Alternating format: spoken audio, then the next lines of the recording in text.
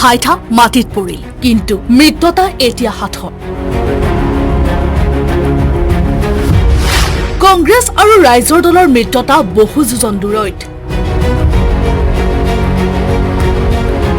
অখিলৰ ভাষাত অহংকাৰী গৌৰৱে অৱশেষত ফোন কৰিবলৈ বাধ্য হ'ল।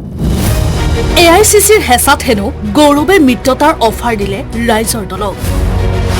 আৰু অৱশেষত নাওবৈচাত বন্ধুত্বমূলক প্ৰতিদ্বন্দ্বিতাৰ বাবে সাজু হৈছে গৌৰৱ বাহিনী।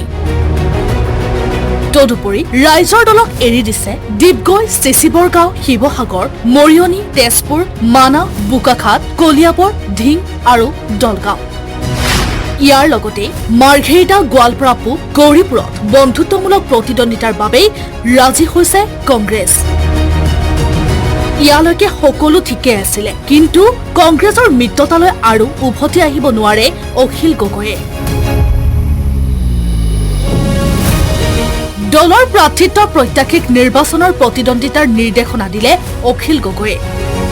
প্ৰশ্ন হয়, ৰাইজৰ দলৰ সকলো সিদ্ধান্ত জানিও আন এখন নাটক কৰিলে গৌৰৱ গগৈয়ে। সময়ত মৃত্যতাৰ পৰিভাষা বুজি নোপোৱা গৌৰৱ গগৈয়ে এক প্ৰকাৰে মৃত্যতা নোপোৱাৰ বল ঠেলিলে নেকি অখিল গগৈয়ে। আকুৰগুজ গৌৰৱ গগৈয়ে সঠিক সময়ত মৃত্যতাৰ পৰিভাষা বুজি নোপোৱাৰ পাছতেই অখিল গগৈয়ে বুধবাৰে তাৎক্ষণিক প্ৰতিক্ৰিয়া ব্যক্ত কৰিলে। আসনকেন্দ্ৰিক মৃত্যতাৰ পৰা বঞ্চিত হৈ অখিল গগৈয়ে ক'লে, ভঙা বিয়াত উৰুলি দিব আহিছে গৌৰৱ গগৈয়ে।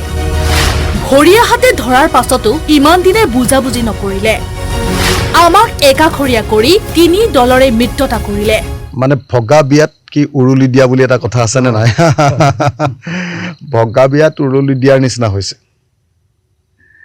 তাৰমানে কি হৈছে, ইমান দিন কংগ্ৰেছৰ ভৰিয়া হাতে ধৰিলো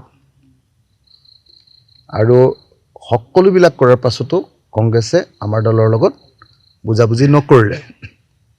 বৰং আমাৰ দলক প্ৰেছাৰ দিবৰ কাৰণে, আমাৰ দলক একাষৰীয়া কৰিবৰ কাৰণে তেখেতসকলে আন তিনিটা ৰাজনৈতিক দলৰ সৈতে ঐক্যমঞ্চ মিত্ৰতা প্ৰতিষ্ঠা কৰি আমাৰ দলক সেই প্ৰেছ কনফাৰেন্স আৰু মিটিঙৰ পৰা বাহিৰ কৰি ৰাখিলে।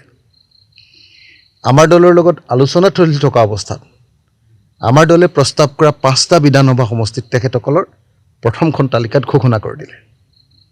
দ্বিতীয়খন তালিকাটো আকৌ আমাৰ দলৰ লগত আলোচনা চলি থকা সমষ্টি তেখেতসকলে ঘোষণা কৰি দিলে। কংগ্ৰেছে এইদৰে আমাক ইটোৰ পিছত সিটো বিশ্বাসঘাতকতা কৰিলে। প্ৰস্তাৱ বিবেচনাৰ বাবে গৌৰৱে অখিললৈ প্ৰেৰণ কৰা 13জনীয়া প্ৰাৰ্থী তালিকালৈ গৌৰৱক প্ৰত্যুত্তৰ অখিল গগৈ। মই ক'লোঁ যে কি প্ৰস্তাৱ দিছিলেতো মই নাজানো। তেতিয়া তেওঁ মোলৈ এখন 13জনীয়া তালিকা পঠিয়াই দিছে, যিখন তালিকাত ধৰক আমি কোনোদিন চিন্তা নকৰা কলিয়াবৰ বিধানসভা সমষ্টিও আছে, এনেকৈ কেইবাটাও সমষ্টি, 13টা বিধানসভা সমষ্টি আছে, এনেকুৱা কেইবাটাও সমষ্টি আছে। সেই সমষ্টিবিলাকৰ তালিকাটো দি কৈছে যে মই এইটো বিষয়ক লৈ আপোনাৰ লগত কথা পাতিব খোজোঁ। প্ৰিয়ংকা গান্ধীৰ লগত কথা পাতিছিলে, জিতেন্দ্ৰ সিঙৰ লগত কথা পাতিছিলে আৰু গৌৰৱ গগৈৰ লগত কথা পাতিছিলে।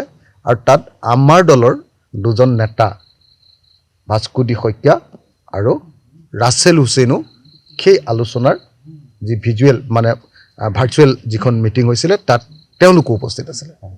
সেই উপস্থিত থাকোঁতে কালিও তেওঁলোকে নাকচ কৰি দিলে, নাই নহ'ব বুলি, সেইবুলি নহ'ব বুলি কালিও তেওঁলোকে কৰি দিলে। আজি আমাক ৰাতিপুৱা 9:30 বজাত আমাৰ সেই মধ্যস্থতাকাৰীজন দিল্লীৰ মোৰ বন্ধু, তেখেত ডাঙৰ এক্টিভিষ্ট ভাৰতবৰ্ষৰ, তেখেতে আমাক আজি ৰাতিপুৱা 9:30 বজাত জনাই দিলে, আজি 17 তাৰিখৰ ৰাতিপুৱা 9:30 বজাত জনাই দিলে যে কংগ্ৰেছে এলায়েন্স নকৰে, এওঁলোকে সদায় কথা বদলাই আছে, গতিকে আৰু আমি এলায়েন্সৰ কথা লৈ ৰাইজৰ দলত কথা নাপাতোঁ, দুখ কংগ্ৰেছৰ। সেই একেটা কথা আমাৰ এডভোকেটজনেও, গুৱাহাটী উচ্চ ন্যায়ালয়ৰ জ্যেষ্ঠ অধিবক্তাজনেও ক'লে। গতিকে 9:30 বজাত যেতিয়া ক'লে তেতিয়া আমি আৰু আমাৰ টিকেটবিলাক ডিক্লেয়াৰ কৰি দিলোঁ। এতিয়া প্ৰশ্ন হয়, এই মৃত্যতাক লৈ নাটক কোনে কৰিলে, গৌৰৱে নে অখিলে? কোন সত্য কোন অসত্য, সেইবাবে মৃত্যতা আজিও হাতৰ নেকি? নিউজ ডেস্কৰ সহযোগত মৌচুমী গগৈ ৰিপৰ্ট, আসাম টক্স।